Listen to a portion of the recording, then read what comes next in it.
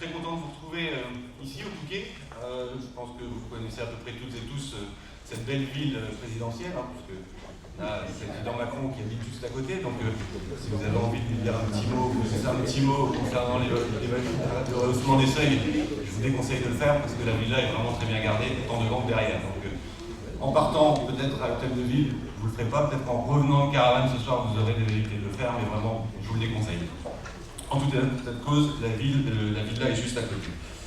Donc on vous accueille ici dans cet hôtel, l'hôtel Westminster.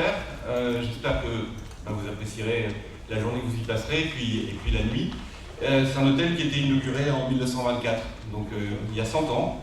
Et puis c'est assez rigolo parce qu'en fait, j'aime bien les cycles en fait. Et il y a 4 ans, on était à quelques pas d'ici, au Palais des Congrès. Il y en a certains qui y sont retournés d'ailleurs. On avait bien précisé que c'était Ouest, mais je ne citerai pas de nom, hein, Dimitri. Donc effectivement, il y a 4 ans, on organisait avec Gilles, c'était la CRCC d'Amiens et de Douai avant la fusion, on avait organisé notre assemblée générale et on avait inauguré le Palais des Congrès. C'est un bon souvenir que j'ai, c'était post-fusion. Gilles, je crois que tu es arrivé. Voilà, un très bon souvenir. Vous verrez dans cet établissement, dans le Westminster, vous verrez beaucoup de portraits. C'est un hôtel qui est très fréquenté. Vous verrez d'ailleurs une photo d'Emmanuel Macron. Mais on retrouve aussi, qu'il y a une petite anecdote, en fait, Sean Connery a signé son premier contrat avec Ian Fleming ici, donc pour le premier James Bond. Donc vous verrez, quand vous baladerez dans les couloirs de ce bel établissement, plein de photos dédicacées, et je pense que ça vaut le coup de passer et de regarder un petit peu. Je vais en profiter pour remercier toutes les personnes qui sont présentes ou qui vont arriver. Tout le monde n'est pas arrivé, effectivement, parce qu'il y a des contraintes de train. On a Mme Florence Pévernès, présidente de la Haute Autorité de l'Audit, qui arrivera ce soir, qui mangera avec nous, qui demain s'exprimera. On a Éric Caudrier, le directeur de la H2A, qui l'accompagne. J'ai l'avocat général de la Cour d'appel d'Amiens, M. Alain Robert Leroux, qui est en fin de carrière, mais qui nous fait l'honneur d'être présent comme à chaque fois. Un grand merci, cher Alain. J'ai M. le procureur Sylvain Barbier-Sainte-Marie d'Arras qui sera présent ce midi ou demain midi, je crois qu'il vient nous rendre visite. J'ai le président du tribunal de commerce, Jean-Luc Carbonnier, qui n'est pas arrivé, Jean-Luc, je crois, un confrère. J'ai Chantal Lenoir, présidente du tribunal de commerce de Compiègne. On a des présidents de compagnies régionales. Il y a mon ami Vincent Régnier, président de la compagnie de Paris. Il y a Philippe Machon, qui nous dira d'ailleurs 2 petits mots sur les assises qui se dérouleront à Grenoble au mois de décembre, président de Dauphiné, passe-président de Dauphiné-Savoie, passe-président de Dauphiné-Savoie. Et puis je vais faire un petit coucou également à tous les passe-présidents de la compagnie régionale d'Amiens et de Douai, qui nous font le plaisir d'être présents. Cher André Delannoy, Gilbert Morand, Pierre Poujol, Henri Luxillon, Gauthier Pertane, Gilles Vadbled, Stéphane Dumont devait être là, malheureusement, il a attrapé un mauvais rhume, donc il ne sera pas là, mais je le salue. Et puis Roger Briflard n'a pas pu être présent, mais bon, je tenais à évoquer son nom, parce qu'il s'investit aussi beaucoup dans les instances. Voilà, donc je vais vous présenter le planning. Si vous pouvez me mettre le planning, c'est sympa, si vous l'avez, je vous le dirai, sinon je vais vous le redonner. On n'a pas le planning. Bon, je vais vous le donner, parce que sinon vous l'avez certainement dans le rapport moral et sinon vous l'avez reçu, parce que vous êtes inscrit aux ateliers. Donc encore une fois, je vais vous donner ce timing-là, on va essayer de le respecter. Donc on va tenir notre assemblée générale statutaire, donc, qui va commencer dans quelques minutes. Ce sera suivi sans pause par une conférence de Manuel Malo. Ensuite, on aura entre 12h30 et 14h un cocktail déjeunatoire. À 14h, pile, alors pile parce que Madame de Funès va repartir, on aura la conférence de Julia de Funès. Là, on aura une petite pause entre 15h30 et 16h. Et puis après, les ateliers. Derrière, après les ateliers qui se termineront vers 17h30, je vous inviterai à rejoindre l'hôtel de ville. L'hôtel de ville, il est juste à côté en fait. Vous traversez la route en face et puis vous laissez le village suisse sur votre droite, un bâtiment avec des tourelles, et vous arrivez directement à l'hôtel de ville. Par la suite, vous pouvez rejoindre le restaurant Caravane où on vous attendra tous après la visite de l'hôtel de ville. Au passage, vous aurez le droit à un petit cocktail à l'hôtel de ville, pas offert par la mairie mais par la CRCC. Je vais le préciser quand même. Voilà, donc j'espère que le programme vous convient. Pour info, le restaurant ferme à 1h45. donc je pense qu'à mon avis ça devrait aller, sinon pour ceux qui veulent continuer, après il y a tout ce qu'il faut en tout cas pour continuer. En tout état de cause, effectivement, là pour le coup, vous ne serez plus contraint par l'horaire. Voilà, je vous propose de tenir notre assemblée générale statutaire. Je vais accueillir sur le podium, sur l'estrade, les personnes qui interviendront. Patrick Maricio, si tu pouvais me rejoindre, Patrick, qui nous parlera du contrôle d'activité. Voilà, t'as le choix. Charlotte, j'aurais dû commencer par toi. Voilà, désolé. Charlotte Quéré, qui nous fera le bilan financier de la CRCC, qui nous parlera de la formation. Et Benoît van der Schelden, qui nous parlera des dérogations. Voilà, donc chacun s'exprimera à son tour. Je vais saluer aussi les élus qui sont présents. Je pense que c'est important de parler d'eux, de les mettre en avant, parce qu'il y a un travail énorme qui est fait par l'ensemble des élus de la profession et de la CRCC. Je pense que c'est important, et on le voit quand on a des problématiques de rehaussement de seuil, des problématiques vraiment importantes qui touchent notre profession, d'avoir des élus qui s'investissent. Donc je vais saluer Sabine Roger, Isabelle Dupont, Emmanuel Van Isacker, j'ai Frédéric Thi qui est là également, Jean-François Vanest, Sébastien Grosso et Fabien Cornille. Merci à tous et à tous d'être présents. Voilà, donc je vous propose, moi vous ayez des questions, sinon on peut y répondre tout de suite. Donc, cette Assemblée Générale Statutaire, on va rendre hommage à nos confrères qui nous ont quittés sur l'année 2023 et début 2024. Et puis, lors de mon rapport moral, je voudrais vous parler un petit peu des seuils et de ce qu'on a rencontré lors de l'année 2024. Je vais vous parler de la formation et de la durabilité, je vais vous parler de l'attractivité, je vais vous parler un petit peu de notre environnement et l'importance qu'on a de tisser, de nouer des liens avec notre environnement. Et puis on fera une conclusion. Voilà, alors il y a beaucoup de paragraphes, mais ne vous inquiétez pas, on va essayer d'être assez court et succinct. Voilà, donc dans un premier temps, je vais vous demander de vous lever pour rendre hommage à nos confrères disparus. Didier Quabillon, Bernard Timmerman, Henri Delebarre et Ludovic Rouvizier.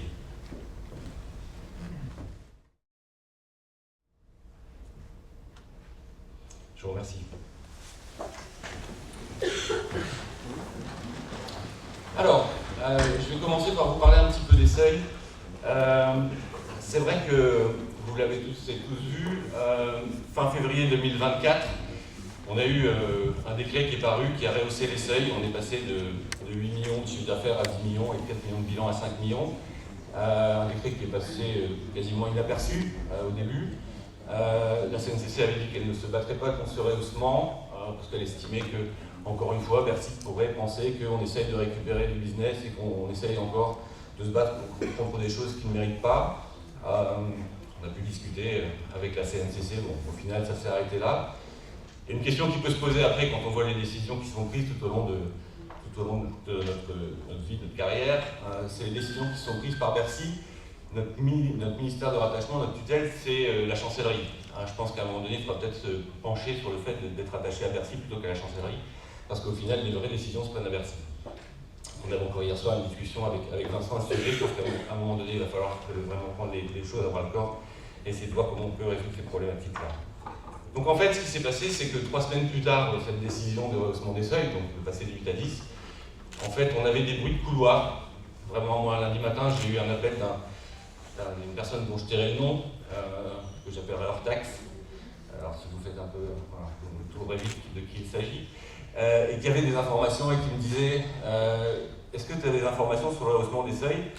Donc je lui disais mais c'est fait en fait. Oui, je sais que c'est fait, mais non, il y a encore des problématiques. À mon avis, il faudrait vraiment s'intéresser au problème parce que réellement, il y a anguille sous roche. Et puis pendant une semaine, je peux vous avouer que c'était très compliqué. Alors, on a échangé énormément avec Vincent, avec notre président, puisqu'effectivement c'était sous-jacent. Et puis un jour, en même temps que vous, on a reçu un mail sans que les présidents de CRCC aient été avertis, disant qu'il y avait un gros problème de rehaussement de seuil et qu'il fallait être vigilant. Derrière, on a appelé Yannick, et on lui a dit Yannick, il va falloir faire quelque chose, parce qu'on est un peu quand même au courant, il va falloir qu'on puisse discuter du problème. Et effectivement, il y avait vraiment un gros sujet. Et il a fallu énormément d'actions en région, au niveau du national. Vous toutes et tous qui avez certainement à un moment donné aussi agi pour pouvoir avoir des contacts, faire valoir notre métier, faire valoir ce qu'on fait, pour que Matignon décide de ne pas rehausser les seuils. mais ça a vraiment été sur le fil en fait.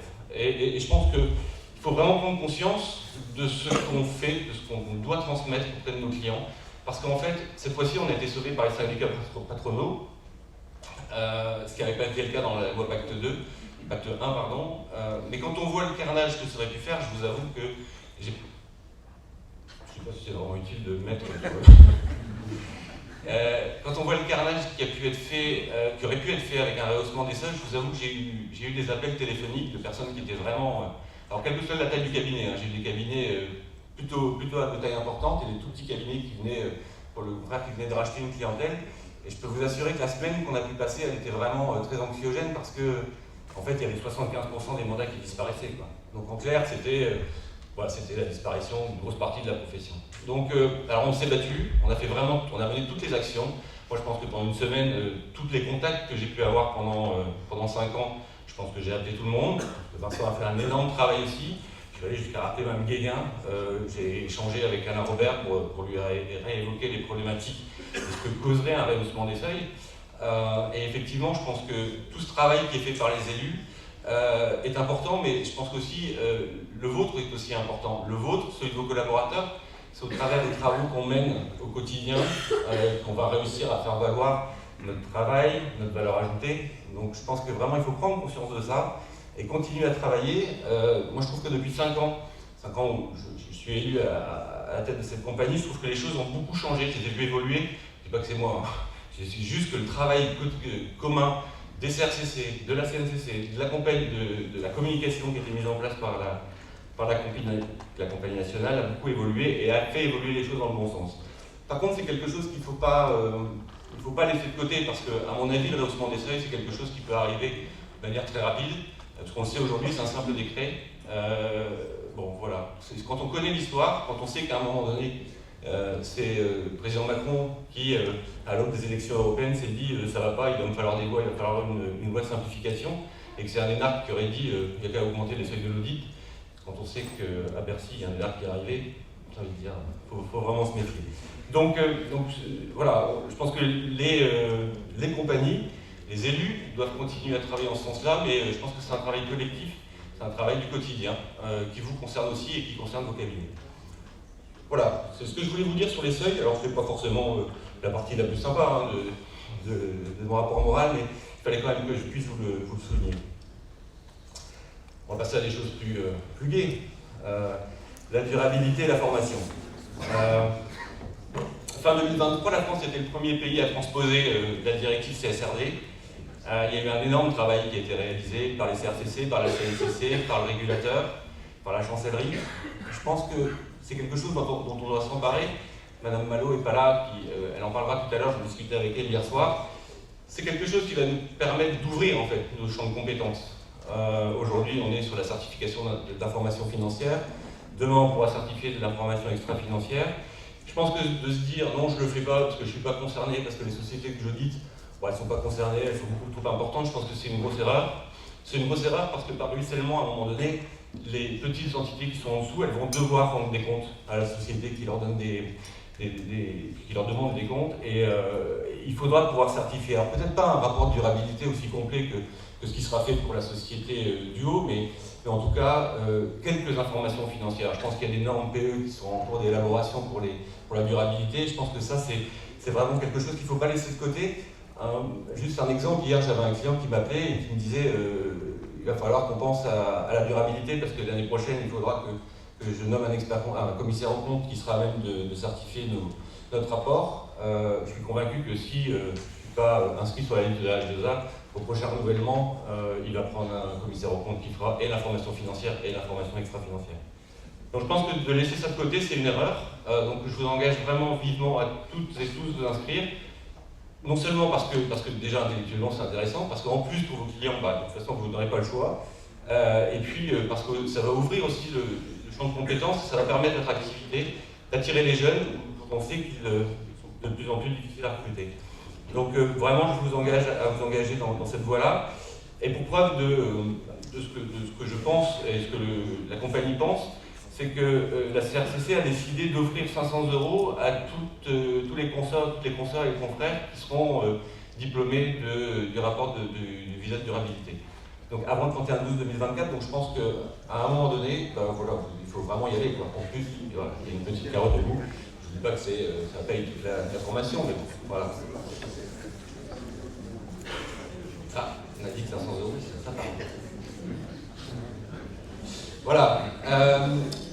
Juste quelques photos pour illustrer un petit peu ce qu'on peut faire. Alors c'est vraiment pas exhaustif, mais alors, elles sont de piètre qualité, je m'en excuse, mais ce sont des photos qu'on a récupérées sur LinkedIn, sur les différents réseaux sociaux. On a participé au campus, on a organisé des formations. Dernièrement, on a organisé une formation sur la présentation des outils développés par la CNCC. On avait animé un 5 à 7 sur être en cessation de paiement. Tout un sujet concernant la prévention des entreprises en difficulté. Je pense que ça aussi, c'est un sujet auquel il faut vraiment s'intéresser parce que, encore une fois, et on l'entend régulièrement dans les tribunaux, on dit oui, vous arrivez toujours trop tard. Oui, mais non, normalement, on devrait arriver les premiers en fait. Quand on voit des manifestations qui sont faites sur les cessations de paiement, en fait, on invite tout le monde sauf nous. J'essaie de me battre tout le temps pour qu'on nous associe à ces événements. Et je pense que ça bouge, mais il faut vraiment qu'on soit en amont. Alors, je pense qu'il y a aussi des décisions à prendre et des choses à faire qui nous permettraient d'avoir de l'information en amont, plutôt que de découvrir, parce que c'est pas évident, on n'est pas là tout le temps non plus dans l'entreprise, il ne faut pas se cacher. Donc je pense qu'il y a des choses qui pourraient être mises en place, mais le problème c'est que pour faire bouger les choses, et on sait très bien que c'est compliqué, il faudrait pouvoir avancer. On pense par exemple à avoir accès aux fichiers des injonctions de payer, ce qui nous permettrait de savoir en amont comment on peut détecter ces difficultés, et je pense que ça, il faudrait essayer de faire bouger un petit peu les choses. On avait alors, deux moments forts, c'était l'accueil des jeunes diplômés. Je pense qu'ils s'en souviendront longtemps. On avait sur l'île, on avait le procureur Bonnet qui était là, et puis à Amiens, Alain Robert qui était venu. Je pense que cette période, ce moment-là de partage est extraordinaire avec Patrick qui aussi, je pense, sourit et s'en souvient aussi. Donc voilà, donc tout ça pour vous dire qu'effectivement en formation, on a essayé d'en faire un maximum. Alors on a forcément eu quelques difficultés sur la mise en place du visa de durabilité, parce que c'est pas évident, le visa venait d'arriver, on ne connaissait pas l'affluence, il n'y avait forcément pas assez de sessions, donc on nous appelait, on nous a dit on ne peut pas s'inscrire, on peut s'inscrire sur l'île. Alors oui, mais on a essayé de tout faire pour ouvrir un maximum. Donc bon, voilà. Désolé pour ceux qui n'ont pas pu s'inscrire tout de suite, mais en tout état de cause, dès qu'on a eu des messages, on a essayé de réagir. Et on continuera à l'avenir. L'attractivité, comme je vous l'ai dit tout à l'heure, alors là ce sera plus court, ce sera quelques photos. Donc je pense qu'effectivement, encore une fois, la certification d'information extra-financière pourra ouvrir le spectre des recrutements. On ne sera plus forcément que sur la profession comptable, on pourra aller chercher dans les écoles de commerce, on pourra aller chercher chez les ingénieurs. Je pense qu'il y a énormément de profils qui seront intéressés par nos cabinets. Alors régulièrement, on va dans les lycées, on va dans les collèges, dans les universités, pour parler de notre métier. Alors il y a Patrick qui est allé à une remise des prix. On a accueilli les élèves de Gaston Berger, moi je suis allé à une remise des prix du DCG à Gaston Berger. Et la remise des prix, c'était la compagnie qui était invitée, c'était pas là. Donc Corinne était un peu jalouse, mais moi j'étais assez fier. On a fait le tournoi de gestion, on a fait le tournoi de finance, on a fait la nuit qui compte. Et Frédéric était allé aussi à une table ronde avec des jeunes. Donc effectivement, on essaye de multiplier les événements, sachant qu'effectivement, on est en fort partenariat avec l'Ordre. Forcément, l'Ordre a une grosse force de frappe que nous, mais tout se fait vraiment d'une manière fluide et c'est très intéressant de travailler comme ça. Donc, on avait instauré ça avec Hubert, on a continué avec Corinne et c'est vraiment quelque chose de plaisant parce que quand vous allez voir les jeunes et que vous leur expliquez, vous prenez le temps de leur expliquer ce qu'on fait, honnêtement, on s'est bien vendu, ils ont des étoiles plein les yeux. Hein. Il y en a quelques-uns qui pourraient signer.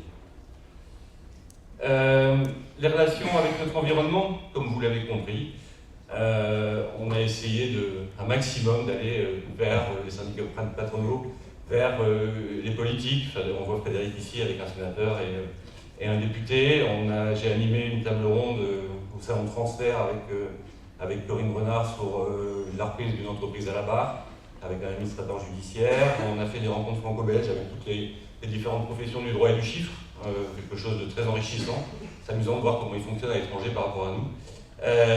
Après, il y avait aussi quelques activités extra-professionnelles. Il y avait le Lilar de l'eau, on avait un stand avec l'Ordre, tant au départ qu'à l'arrivée. Voilà, on a fait un peu de vélo, Frédéric qui était à l'organisation de tout ça. La remise des prix de la durabilité, 20 ans du H3C. On est allé aux 20 ans du H3C, ça c'est Ouais, Bernès n'est pas encore là, mais merci beaucoup, parce qu'on avait très bien mangé. Voilà, donc tout ça pour vous dire qu'effectivement, encore une fois, et je reviens à ce qui s'est passé au niveau des seuils, c'est important ça, parce que ça permet de fluidifier les informations, ça permet d'avoir des contacts très rapides quand vous pouvez appeler le procureur directement ou le président du tribunal de commerce. C'est beaucoup plus intéressant que de devoir passer par la voie, le secrétariat, le mail, etc. Donc effectivement, c'est un travail quotidien qui sera également poursuivi par les 16 élus. Parce qu'aujourd'hui, les 16 prochains élus, je pense que vous les connaissez tous. Donc ça permettra tout au moins de mailler le territoire. Voilà, j'espère que je n'ai pas été trop long. Je voudrais maintenant conclure. Alors, je vais vous faire un aveu. Dans notre profession, on peut remercier des professionnels qui sont beaucoup investis pour la profession. C'est pas évident, bon, ça s'appelle des médailles. Il y a des médailles de bronze, des médailles d'argent, des médailles de vermeil. La procédure est assez lourde. Il faut que ça soit proposé en conseil régional. Il faut qu'ensuite le conseil régional le propose au bureau national, qui ensuite le propose en conseil national. Donc c'est une procédure assez longue et assez lourde. Le problème, c'est que quand vous voulez remercier quelqu'un qui est élu, c'est pas évident de le convoquer au premier conseil régional. Donc je vais vous faire un aveu, c'est que j'ai fait un peu, avec l'accord de l'ensemble des élus, j'ai loupé une convocation de quelqu'un. Alors c'est pas très bien, ils sont en train de chercher, mais qui n'a pas été convoqué. Donc on a convoqué effectivement un conseil régional pour remercier quelqu'un qui s'est beaucoup investi depuis plus de 10 ans sur quelque chose qui est très important, qui est la qualité, puisque on le sait, on le voit et on l'a dit tout à l'heure, je l'ai dit tout à l'heure, s'il n'y a pas de qualité, en fait, il n'y a pas de reconnaissance. Alors forcément, c'est pas toujours un travail simple, vous êtes directement face aux confrères, mais en tout cas, je pense que ça méritait d'être souligné. Et mon cher Patrick, il n'a pas été convoqué au conseil régional du mois de juillet. Je suis vraiment désolé, vous m'en voudrez pas. Et en tout cas, je tenais à te remercier et te remettre une médaille de bronze de la profession.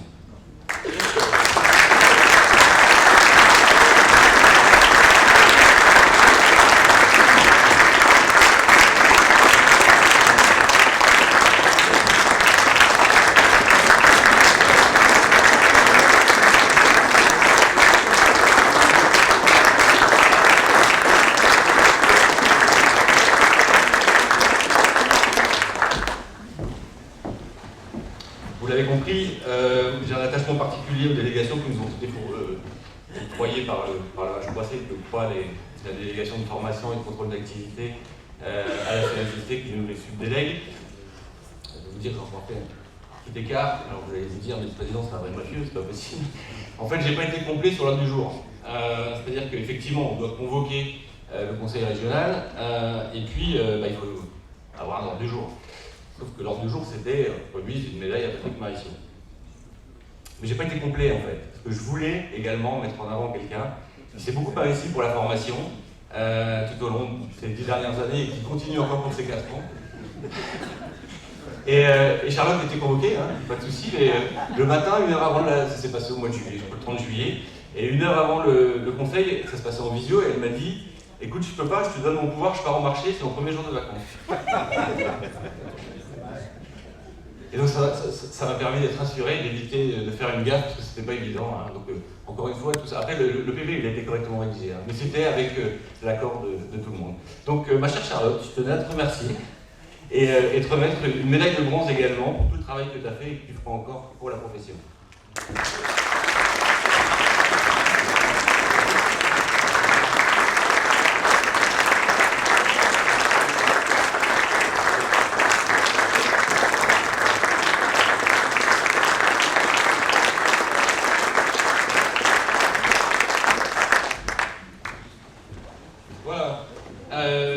Il va falloir que je conclue quand même, ça fait peut-être un peu longtemps. C'est à moi maintenant de vous dire merci, de revenir sur 5 ans et demi de mandature. Vous m'avez fait confiance pendant 5 ans et demi. J'ai été très heureux de présider cette compagnie. Ça a été très calme en fait. On a eu Pacte 1, on a eu la convention. Donc 3 mois après avoir été élu, Stéphane Dumont m'avait dit « Tu vas voir, la présidence, ça prend pas beaucoup de temps, c'était bien organisé. » Soit je suis très très mal organisé, soit j'ai pas les mêmes montres que lui. Donc effectivement, ça a pris un peu de temps. On s'est enchaîné par la convention à Lille suite à la loi Pacte 1. Après, il y a eu le Covid. Petite période aussi simple. Hein. On a beaucoup échangé pendant cette période. Je pense qu'on avait même été à l'origine de la phase 0 de la procédure d'alerte. Hein. Donc beaucoup de temps. Après, on a eu la durabilité, on a eu le Pacte 2, on a eu le code de déontologie, enfin je vous en passe, on en a eu énormément. Donc voilà, donc c'était 5 ans riches en travaux, riches intellectuellement, riches en rencontres. Et je tenais à vous remercier de m'avoir fait confiance. Je remercie également les 3 permanentes avec lesquelles j'ai travaillé pendant 3 ans, 5 ans et demi. C'était des moments très sympas. À partir du 1er novembre, le téléphone sera un petit peu moins, il y aura moins de mails, mais bon, je penserai toujours à vous. Merci beaucoup.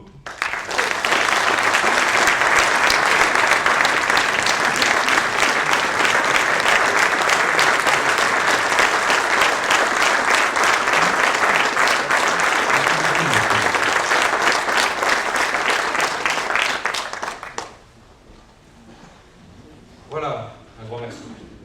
Donc je vais passer la parole à Patrick maintenant. Normalement, il y a des slides qui doivent arriver. Ou surtout, on arrête et... Non. Voilà.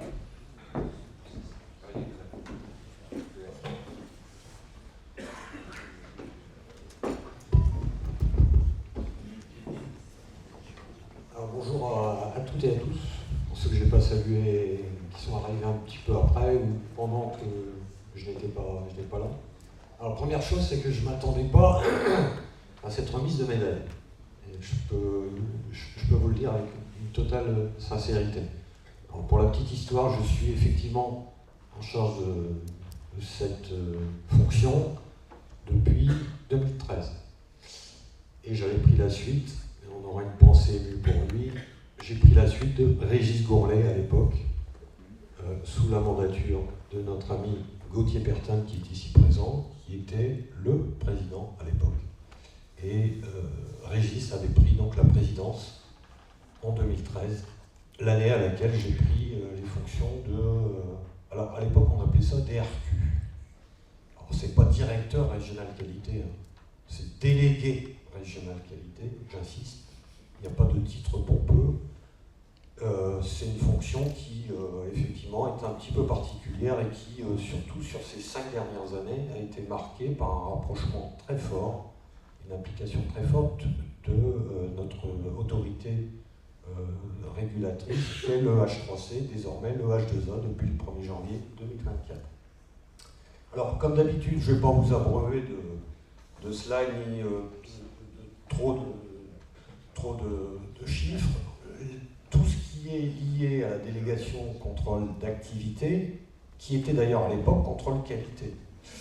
La nuance est de taille. Hein. Quand on parle de contrôle qualité, c'est une chose. Quand on parle de contrôle d'activité, c'en est une autre.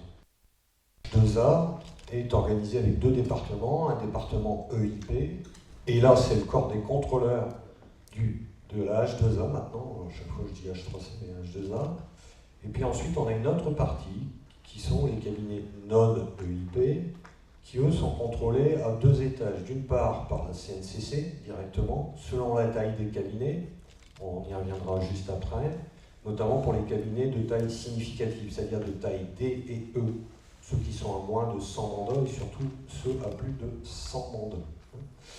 Et puis, bien évidemment, il faut des bras pour réaliser tous ces travaux, et donc la CNCC délègue, avec l'accord de la H2A, auprès des CRCC. Donc nous, aujourd'hui, on a une équipe de 15 contrôleurs, on en a toujours besoin, les candidatures sont toujours les bienvenues.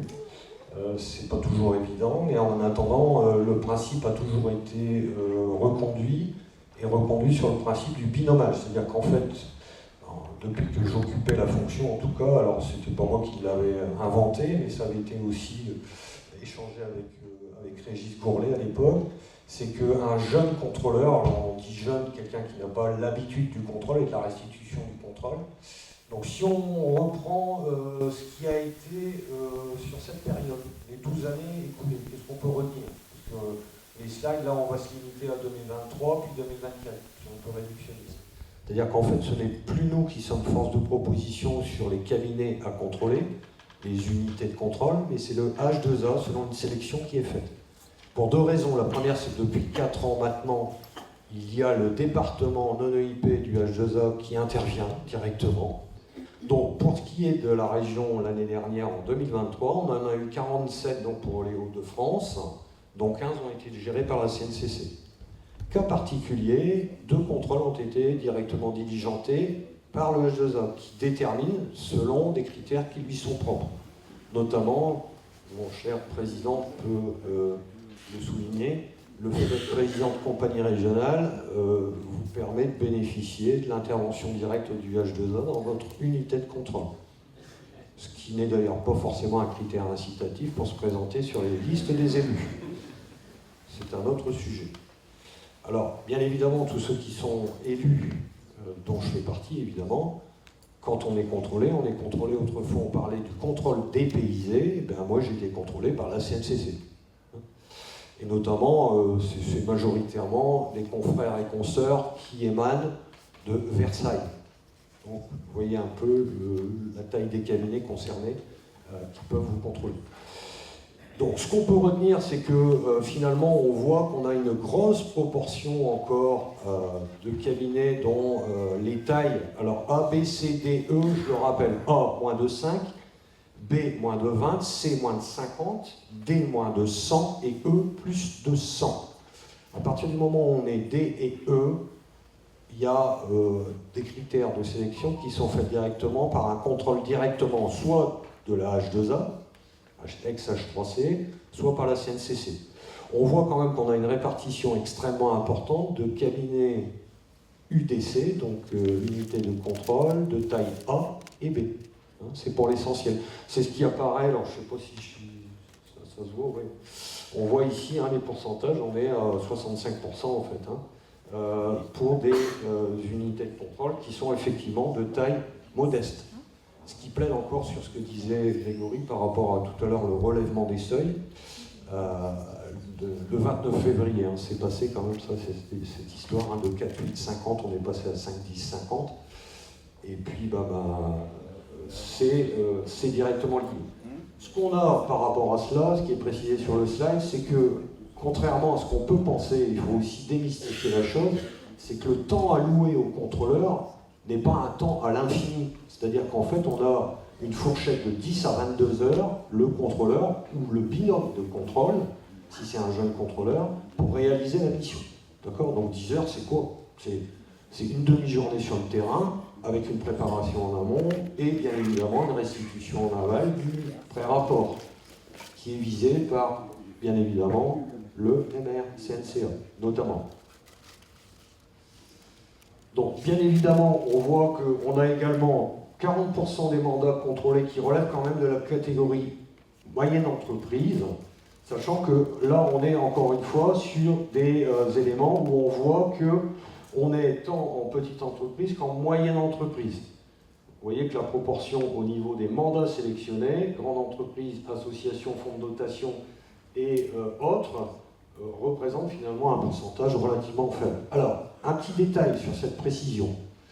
On y viendra peut-être plus amplement dans les suites, peut-être, et notamment dans les ateliers que je vais animer, notamment sur l'actualité normative et doctrinale.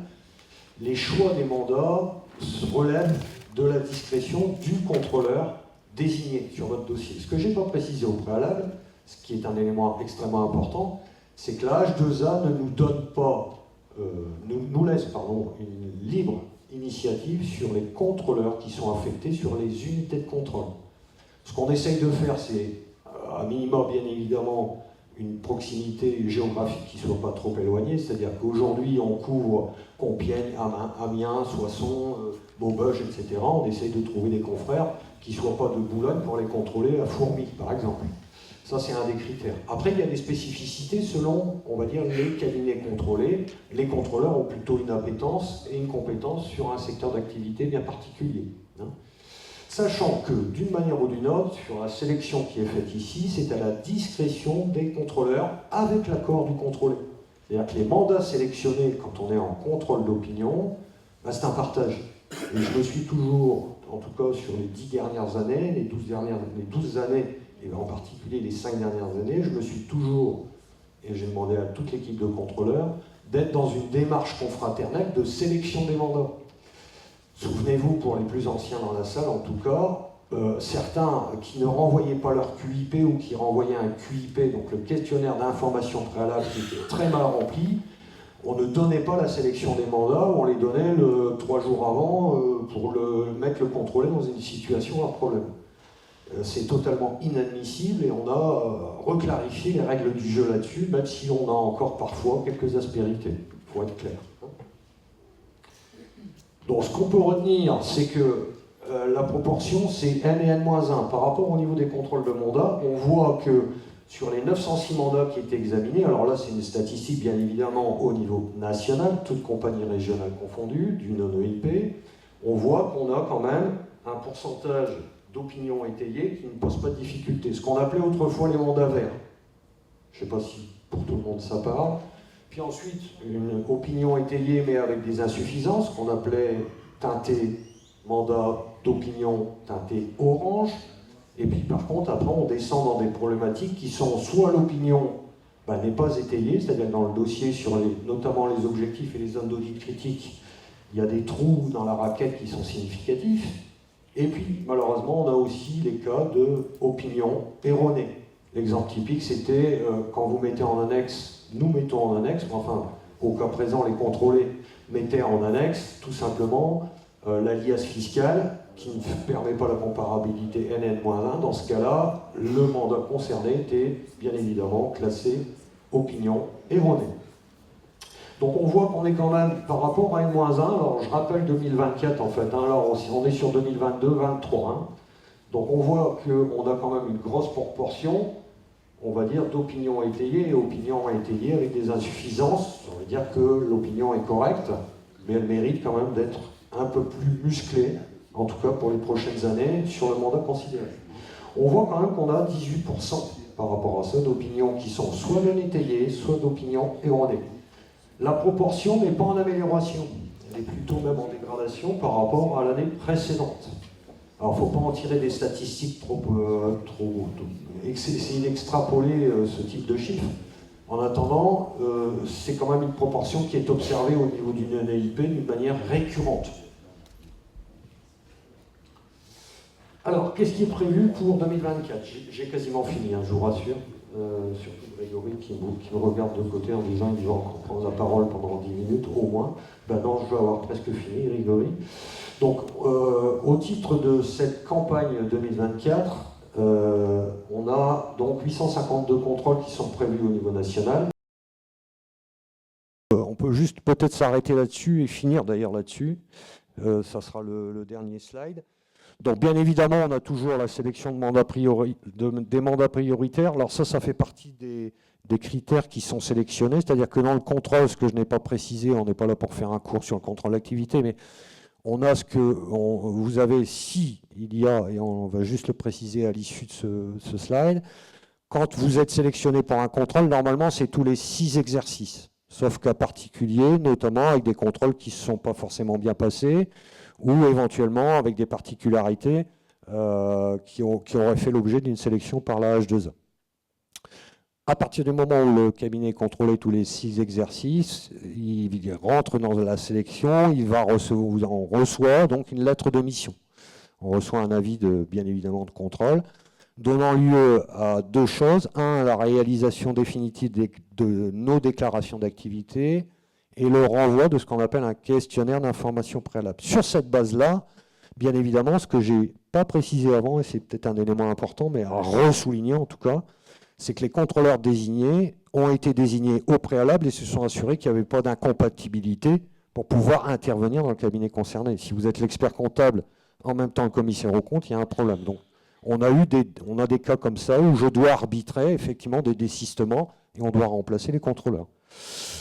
Donc, ce qui a été rajouté au niveau de cette année, c'est également concernant les modalités des procédures, un petit point d'arrêt là-dessus, c'est que sur les modalités liées aux procédures, en toute logique, une unité de contrôle qui n'a qu'un seul signataire, si vous êtes personne physique en BNC, par exemple, ou vous êtes en personne morale unipersonnelle, le contrôle des procédures n'est pas examiné. Il y a juste une chose qui est demandée cette année, c'est une des particularités, et j'attire votre attention dessus, c'est le respect de vos heures de formation. C'est pour le H2A, aujourd'hui un critère pour classer le cabinet en risqué et non plus en non risqué si vous n'avez pas fait à minimum 20 heures sur la dernière période et surtout si vous n'êtes pas à jour de vos 120 heures cumulées sur 3 exercices. Pour la H2A, ça ne souffre aucune exception. Le cabinet devient risqué et donc fait l'objet d'un contrôle, entre guillemets, de quelques heures en plus pour pouvoir être examiné. On a quelques questions sur la mission de durabilité, je pense que ce n'est pas l'objet maintenant. On a en tout cas des questions qui vont être remontées là-dessus et on aura probablement, bien évidemment, des éléments à restituer au niveau donc, des pré-rapports et des finalisations des contrôles. Pour ce qui est donc de certains autres éléments, j'ai envie de dire que par rapport à ce qui est là précisé, je vais m'en arrêter à ça. Je voudrais simplement préciser pour ceux qui sont contrôlés cette année. On va faire comme d'habitude une ou deux journées. Alors on ne sait pas encore exactement, on n'a pas arrêté complètement le planning de formation, sensibilisation que je vais animer en visio ou en présentiel. Donc on va essayer de programmer ça très rapidement dans les 10 à 12 jours qui viennent. J'ai un mois d'octobre très chargé avec la formation, mais on va le mettre en œuvre. Et en toute logique, les lettres de mission, le mail vient d'arriver. Je parle sous contrôle de Aurélie, notre fidèle et ma fidèle secrétaire. Je l'appelle ma secrétaire parce que depuis 12 ans, ça fait quand même un petit bout de temps qu'on travaille en binôme. Les lettres de mission vont vous parvenir assez rapidement. On attend simplement que les déclarations d'activité du 30 septembre, c'est-à-dire pour lundi prochain, soient finalisées pour pouvoir lancer, entre guillemets, le batch et lancer le truc. Donc, pour ce qui est des contrôlés, la formation va être programmée très rapidement, en présentiel et en visio. Et pour ce qui est des informations de quel est votre contrôleur et à quelle période il faudra restituer vos éléments, tant les QIP que, bien évidemment, le bouclage de vos DA, ça, tout le monde le sait, c'est le 30 septembre. Les QIP, je vous rassure, vous avez un mois pour le faire. La campagne a été lancée tardivement. Il faut savoir que les années précédentes, on attaquait en juillet, dans certains cas, éventuellement au mois d'août. Cette année, on n'attaquera rien en fin octobre. Donc, on a demandé déjà à la H2A d'être compréhensive sur les délais de remontée et des conclusions, qui sont celles qu'ils attendent tous les ans. Alors, ils ne s'embêtent pas, ils mettent une date butoir, il en faut une. Le cut-off pour eux, c'est le 31 décembre de l'année concernée. Bon, on leur a bien fait comprendre que c'était mission impossible et qu'on ne pouvait pas se couper en deux pour remonter des éléments si on n'était pas déjà intervenu sur le terrain. Voilà. Alors, je ne sais pas si vous avez d'éventuelles questions. Je pense qu'on pourra les voir peut-être dans un deuxième temps. En tout cas, sachez que cet après-midi, je vais faire l'actualité normative et doctrinale. Et il y a un petit truc sur le contrôle d'activité. Donc, on en reparlera à ce moment-là en groupe un peu plus restreint. Et je serai à votre disposition pour répondre à toutes les questions que vous pourriez avoir à me poser. Enfin, à poser tout court. Voilà. Merci de votre attention.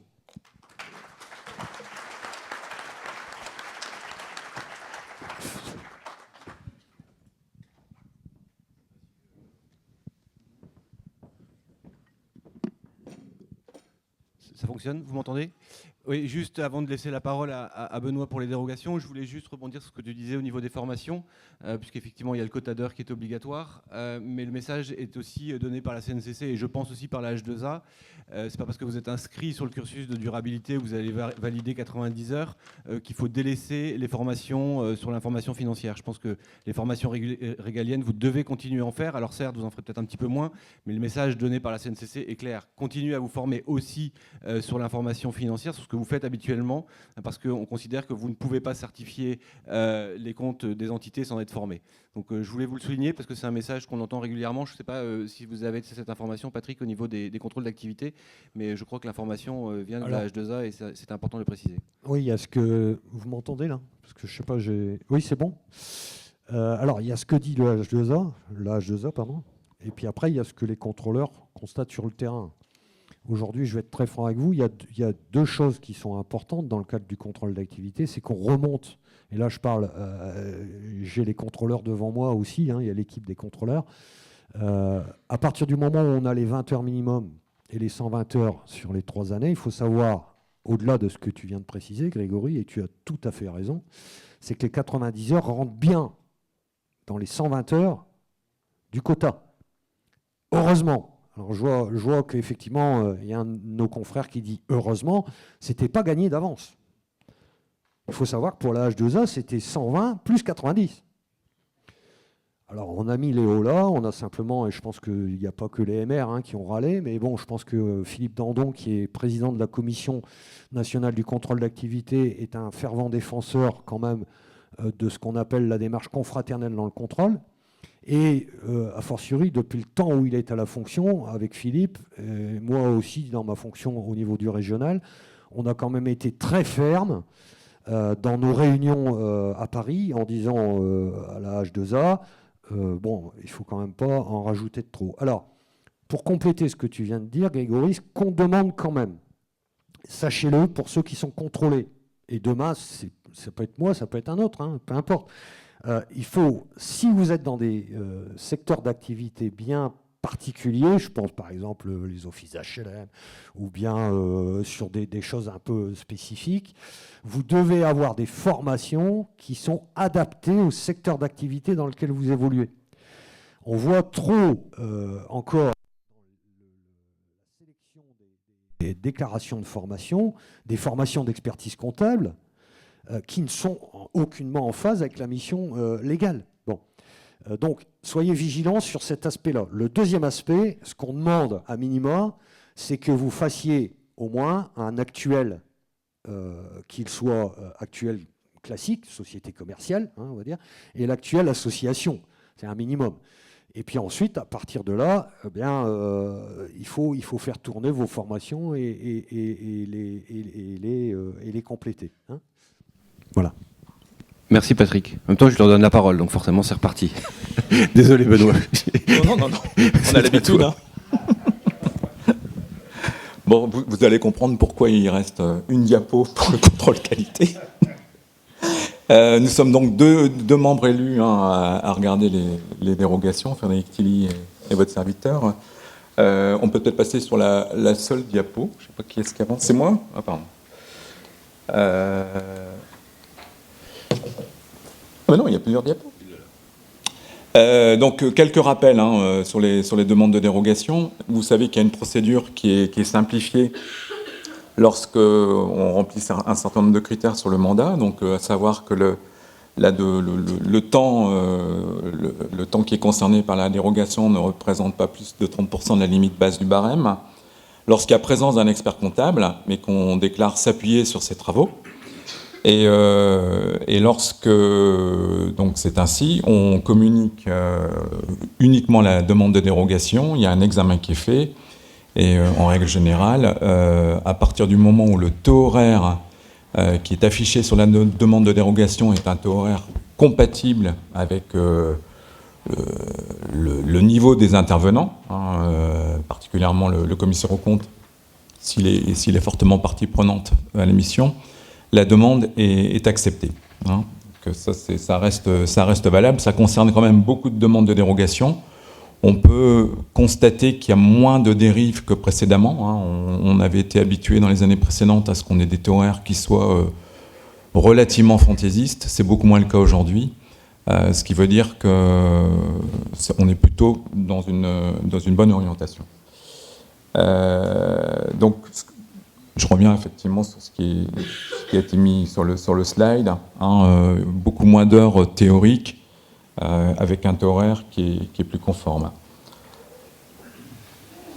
Point important donc, sur les demandes de dérogation, les mentions que vous y portez sont engageantes. Ça veut dire que lors des contrôles qualité, des examens d'activité, outre le fait qu'il est souvent constaté qu'il y a des demandes qui sont nécessaires mais qui ne sont pas faites, on peut effectivement relever qu'il y a quelquefois des déclarations qui sont portées sur les demandes de dérogation qui ne sont pas vérifiées dans le dossier qui est présenté. Donc je ne vais pas lire strictement ce qui est mis ici, mais effectivement, tout ça c'est relativement construit et il faut pouvoir le démontrer a posteriori. Notamment sur la partie contrôle interne, c'est quelquefois une partie où on déclare un certain nombre d'heures qui ne sont pas vérifiées dans le dossier qui est examiné quelques années suivantes. Donc, on revient sur des mentions que j'ai déjà faites, donc je vais passer très rapidement. Sachez qu'au niveau de la compagnie des Hauts-de-France, la pratique, c'est que les demandes de dérogation sont faites en cours d'exercice, et donc, passé la date de clôture, la demande de dérogation est refusée. Donc ne tardez pas à les faire, puisque vous prenez appui sur les documents de l'année précédente, le plan de mission de l'exercice précédent, les comptes annuels. Donc les demandes de dérogation peuvent très bien être faites à la réouverture des dossiers à partir du mois de septembre, sur des dossiers clôturants au 31 décembre. Point important aussi, parce qu'on le voit encore quelquefois, des demandes de dérogation pour des associations. Associations, fondations ne sont pas concernées par les demandes. Et puis là, on a repris sur un tableau qui va être sans doute un peu compliqué à lire de loin, mais donc, qui montre un peu les statistiques sur les 3 dernières années, y compris ici l'année 2024 qui est en cours. On est sur un chiffre qui est un peu à la baisse en termes de sollicitation de dérogation, mais qui correspond certainement aussi à la baisse globale du nombre de mandats. Le nombre de mandats, donc c'est 12 428 ici au mois de septembre. Vous voyez qu'il y a 85% en moyenne des demandes de dérogation qui sont acceptées sans aller-retour particulier. Et donc ça veut dire qu'il y a 15% de déchets, soit des demandes qui sont refusées parce que les critères ne sont pas remplis, soit annulées parce qu'on attend des éléments qui ne parviennent pas, et donc le confrère décide de faire sans sa demande de dérogation. Et donc pour l'année 2024, forcément les statistiques sont un peu faussées puisqu'on a énormément de clôtures 31 décembre. Et donc on sait que le gros du travail va arriver ici à partir du mois de janvier. Voilà, je pense je ne sais pas s'il y a des questions ou des observations, mais je pense avoir dit l'essentiel. Merci Benoît, merci Frédéric pour le travail que vous faites. C'est un gros travail, c'est chronophage. Vous épluchez en fait toutes les demandes de dérogation et avant de les soumettre au président pour la signature. Je vous remercie vivement pour le travail qui a été fait pendant ces 5 années. Merci beaucoup. On va passer la parole à Charlotte. Tu commences par la formation et tu finis par les comptes. Oui, a priori. Allons-y. Bonjour à tous. Donc, évidemment, pour commencer, je tiens à remercier Grégory Mouille et puis l'ensemble des membres du Conseil de m'avoir attribué cette médaille de la part de la profession, même si, du coup, je dois avouer publiquement qu'en effet, je n'étais pas présente au Conseil qui s'est tenu à la fin du mois de juillet, mais c'était mon premier jour de vacances. Et en effet, je suis partie au marché. Mais je pense que pendant 14 ans de mandat, j'ai pas dû louper beaucoup de conseils. Et d'ailleurs, la table du conseil a servi un certain nombre de fois de table à langer pour mes enfants que je ramenais gentiment juste après avoir accouché. Voilà, donc pour la partie, donc merci beaucoup. Alors, pour la partie formation, puisque je suis déléguée formation, alors un petit rappel un petit peu de l'organisation de la formation au niveau national. Donc, qui s'occupe de la formation, donc la supervision globale, c'est le H2A, la H2A, pardon, l'anciennement H3C, qui est responsable de la supervision finale, pardon, et qui fixe les axes de formation, donc notamment en 2023-2024, c'était les NEP 300, etc., la transposition de la CSRD, donc c'est pour ça qu'il y a beaucoup de formations qui ont été développées sur le sujet.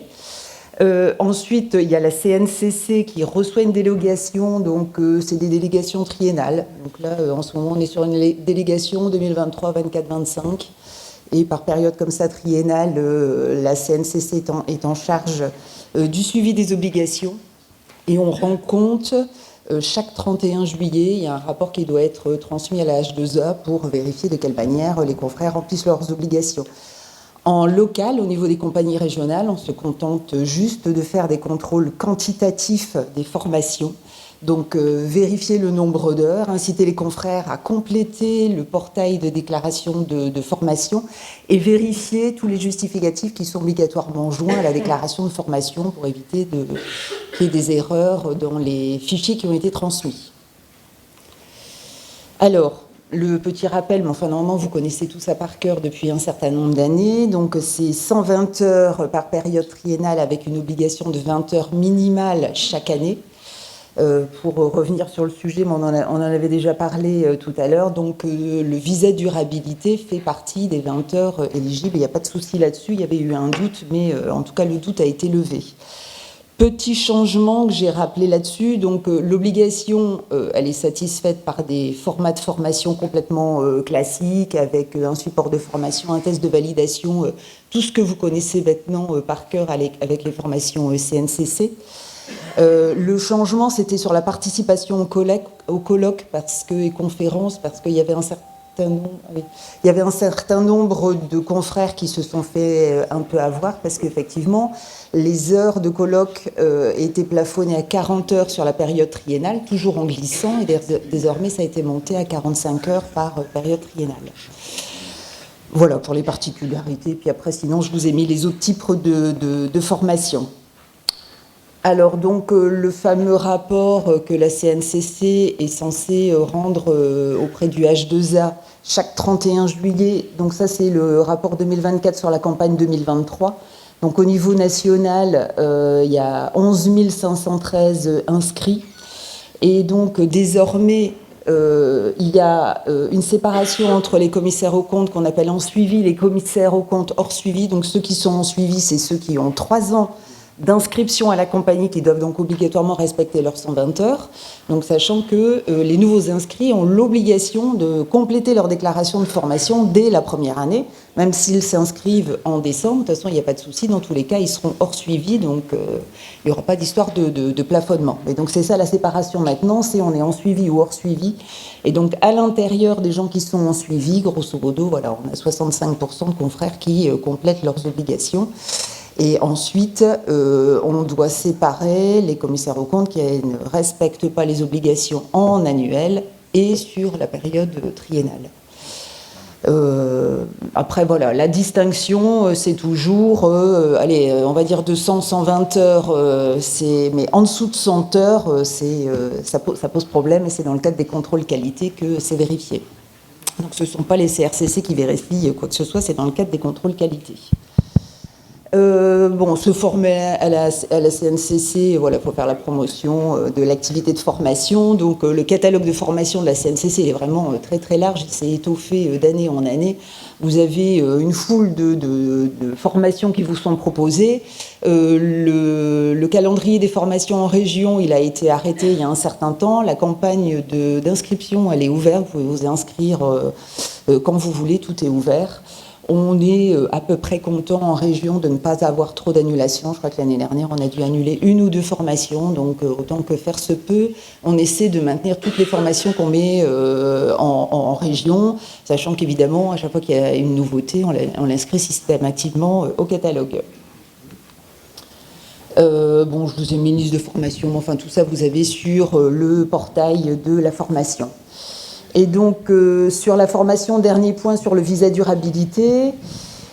Donc, vous savez que l'accent a été mis sur la transposition de la CSRD là, par le H2A. Donc, la CNCC a mis en place le visa durabilité, qui bénéficie donc de la fameuse clause de grand-père, ce qui fait que n'importe quel commissaire aux comptes inscrit avant le 1er janvier 2026 peut bénéficier de cette clause et donc obtenir derrière de pouvoir être inscrit sur la liste des certificateurs de durabilité au niveau du H2A à partir du moment où il suit cette formation de 90 heures. Alors sur les 90 heures, c'est découpé.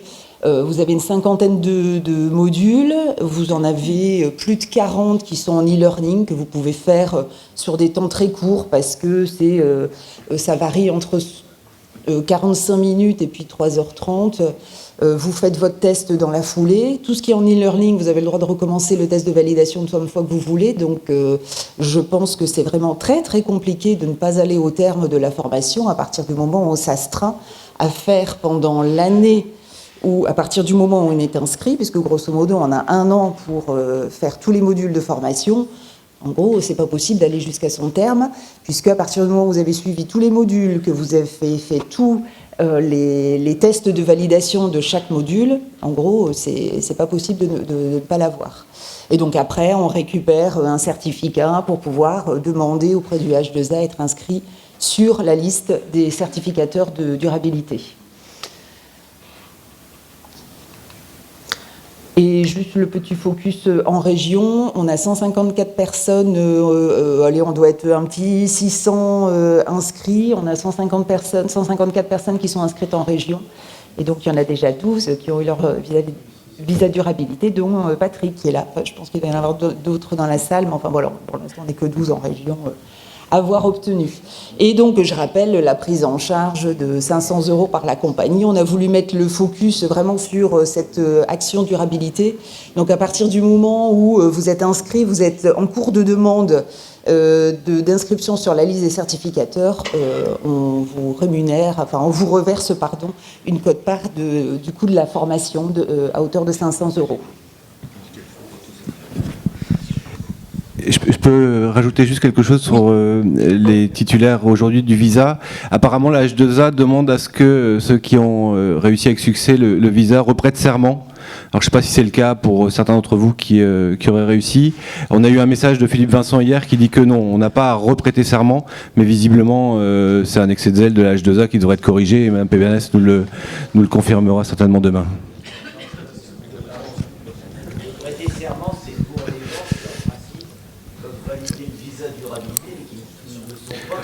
Oui, mais alors, justement, pour ceux qui sont commissaires aux comptes et qui ont validé le visa et qui veulent s'inscrire sur la liste, on leur a demandé de reprêter serment. Donc apparemment, effectivement, c'est un problème à la H2A. Et Mme Pébernes, il y avait un accord préalable qui était conclu avec elle. Philippe Vincent nous l'a confirmé hier soir. Je pense qu'elle pourra nous le reconfirmer demain. Et Patrick veut dire quelque chose. Non, simplement attirer votre attention sur les heures de formation. Qui conditionne pour les demandes d'habilitation un des critères couperés si vous ne respectez pas les 120 heures. À chaque réunion de conseil, il y a des demandes d'habilitation en qualité de maître de stage. Je ne m'exprimais pas bien, pas complètement en tout cas. Le quota des 120 heures est rédhibitoire. On a à chaque sélection de demande d'habilitation, 1, 2 ou 3 cas particuliers, régulièrement, alors de moins en moins, de prime abord, enfin en tout cas à l'échelle des 2 dernières années qui viennent de se passer, mais c'est un des critères que nous impose d'ailleurs la H2A, c'est pas moi et Grégory ou l'équipe élue de votre compagnie régionale qui l'impose, mais parce que si vous ne respectez pas les 120 heures, on voit mal comment, en qualité de maître de stage, vous pourriez imposer aux stagiaires qui rejoignent vos structures d'être respectueux de ce qu'on appelle les lois et règlements. Ça fait partie de la prestation de serment, justement. Je jure d'exercer ma profession avec honneur et probité, de faire respecter les lois dans mes travaux. Eh bien, les heures, c'est pareil. Voilà. Donc j'attire votre attention dessus, nonobstant le fait, encore une fois, que la H2A a mis l'accent sur cette obligation de respect des heures, des fameuses 120 heures. Encore une fois, avec le visa de durabilité, au-delà de ce que tu disais, Grégory, il ne faut quand même pas négliger les autres formations, mais bon, s'il y a 1 ou 2 années où ça dérape un peu, on peut tout à fait le comprendre. On va être compréhensif sans difficulté par rapport à ça. Voilà. Donc j'enchaîne sur la partie rapport financier. Attends, excuse-moi Charlotte, il y a Dimitri qui...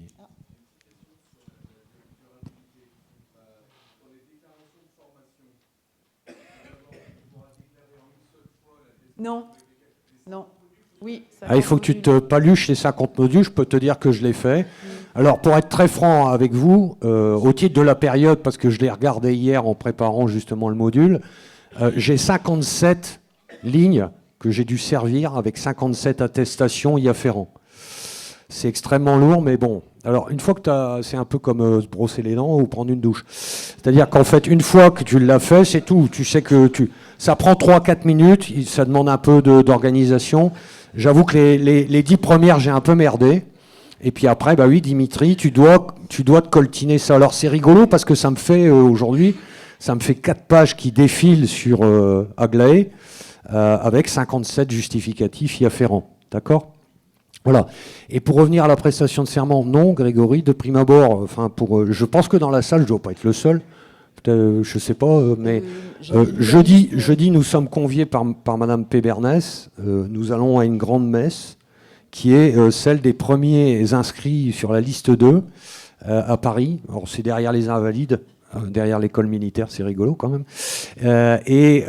On va avoir, en fait, alors on serait 435 éligibles justement à cette première fournée de diplômés auditeurs durabilité. Donc, on verra bien. Il va certainement y avoir un. Pour l'instant, tu n'as pas reçu de demande de Non, j'ai pas eu de. Ce que je viens de vous dire juste avant, d'exercer avec honneur et probité, de faire respecter les lois dans mes travaux. Non, ils me l'ont pas redemandé une deuxième fois. S'il y a que ça, c'est pas grave. On re-signe en bas à droite. Bon, ben voilà. Mais sur le principe, non, je n'ai pas eu une demande. Voilà. C'est peut-être dans le ressort d'autres RCC, hein, c'est possible. Mais en tout cas, il y a des confrères qui ont reçu cette demande. Peut-être. Voilà, alors moi j'abonderais plutôt dans ce que dit, dans ce que tu dis, c'est effectivement pour ceux qui sont OTI ou PSAI qui n'étaient pas inscrits sur la liste de base, qui ont fait le cursus. De pouvoir il y a du sujet parce qu'on a reçu un message hier soir de la part de Philippe, donc je pense que peut-être qu'on n'est pas concerné en région ici, mais ailleurs ça doit être le cas. On va continuer sur le rapport financier. La partie financière. Bon.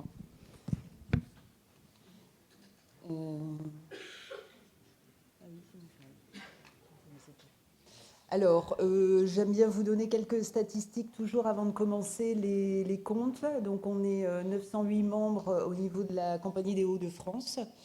Alors, le point du dessus, du coup, c'est un petit peu perturbant parce que je m'aperçois que recevoir une distinction de la part de la 7e Compagnie de France, c'est quand même assez comique. Je ne sais pas ce que tu en penses, Patrick, mais bon, j'aurais pas dû le mettre finalement. Je ne m'appelle pas Tassin, donc je ne peux pas répondre à la question. Bon, effectivement, ça fait un peu 7e compagnie. Oui, voilà.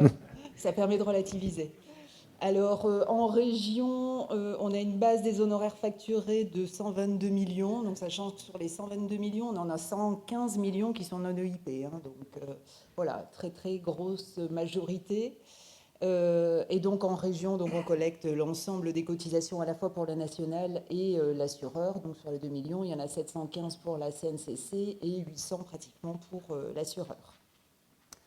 Alors, en ce qui concerne les ratios et les comptes de la compagnie, donc les ressources, donc principalement, ce sont les cotisations des membres.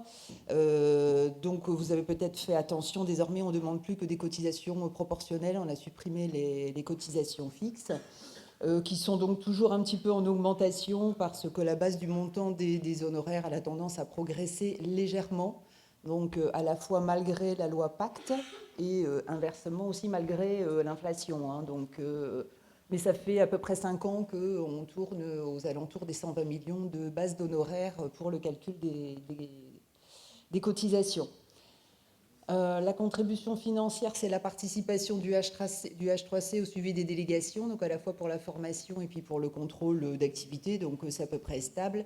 Il y a eu un certain nombre d'échanges entre le national et puis le H3C, maintenant H2A, mais enfin les montants seront les mêmes. Pour savoir les sommes qui étaient éligibles, bon, enfin voilà, grosso modo, on est arrivé à peu près à 13 000 euros à recevoir de la H2A. Et ce que j'ai mis en concours public, c'est la participation de la CNCC à l'organisation des formations. Vous savez qu'on paye les formations à la CNCC et en contrepartie de l'organisation de ces formations, on reçoit un retour sur l'organisation. En face, donc, les charges de fonctionnement, fourniture consommable, c'est des bricoles. Location, charges locatives, c'est juste... vous savez qu'on est propriétaire de l'immeuble à Lille, hein, donc c'est vraiment essentiellement des charges locatives. En entretien et réparation, on essaie d'entretenir correctement donc, l'immeuble de Lille. Donc il y a un certain nombre de travaux cette année qui ont été passés dans les charges.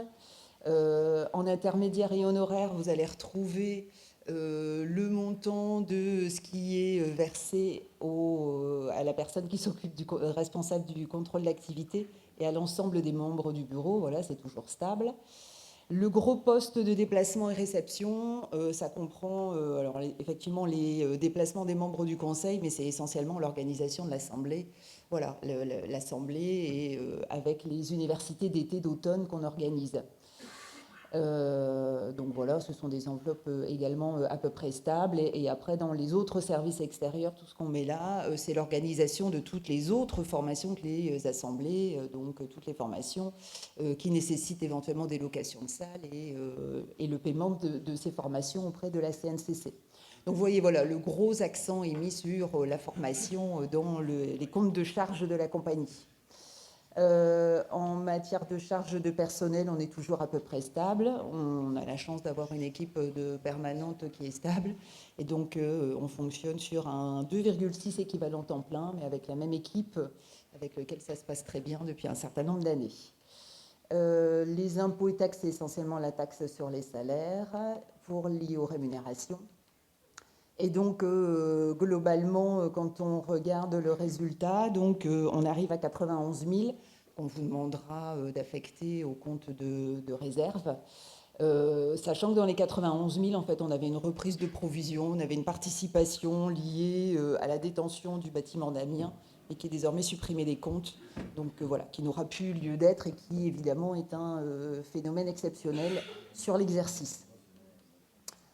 Et donc, dernier point, sur le bilan à la date du 31 décembre. Bon, vous retrouvez la diagonale classique des capitaux propres et puis vous retrouvez en gros l'équivalent en termes de trésorerie. Sachant qu'en immobilisation, on a également de la trésorerie qui est placée, c'est des parts à la caisse d'épargne, plus les parts de la SCI donc, qui détiennent lui-même l'immeuble. Donc voilà, il n'y a pas de particularité sinon autre dans la présentation de ce bilan. Voilà, c'est à peu près tout ce que je dis. Je ne sais pas si vous avez des questions. J'ai vu qu'Henri était arrivé, alors peut-être a-t-il une question ? Il va poser une liste. Il va poser une question pour la provision pour l'apéro de ce soir, à mon avis. Bonjour, Monsieur le Président. Bonjour Henri. Il n'y a pas de question. Bah, Tout parfait. est limpide. Il a quand même un micro. Merci.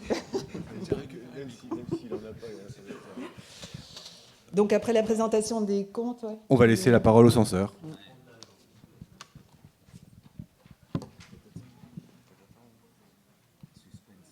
On va attendre avant de voter quand même. Bonjour à tous. Aucun suspense, de toute façon, Monsieur le Président, vous le savez. Merci Charlotte, merci Monsieur le Président, merci Aurélie pour la communication et la transparence dans le contrôle des comptes de la compagnie régionale. Mesdames et Messieurs, en application des dispositions de l'article 823-16 du Code de commerce relatif à l'organisation et au statut de la profession, nous avons l'honneur de vous rendre compte de l'exécution de la mission qui nous a été confiée lors de l'Assemblée générale du 19 septembre 2023. L'examen et la vérification de la comptabilité de la compagnie régionale établie pour l'année civile 2023, qui fait apparaître un résultat net de gestion positif de 91 013 €. J'ai toujours regardé, c'est une petite coquille peut arriver, mais c'est bon. Nous permettent de vous certifier sa régularité et sa sincérité, ainsi que sa parfaite concordance avec les pièces et documents justificatifs qui ont été mis à notre disposition. Par ailleurs, le rapport financier arrêté par le bureau du Conseil régional et présenté par la trésorière, notre consoeur Charlotte Quéré, donne une image fidèle du résultat des opérations de l'année 2023, ainsi que de sa situation financière et du patrimoine de la compagnie à la date du 31 décembre 2023. À Lille, le 30 août 2024, les censeurs, ma consoeur Justine Cousin et moi-même. Merci.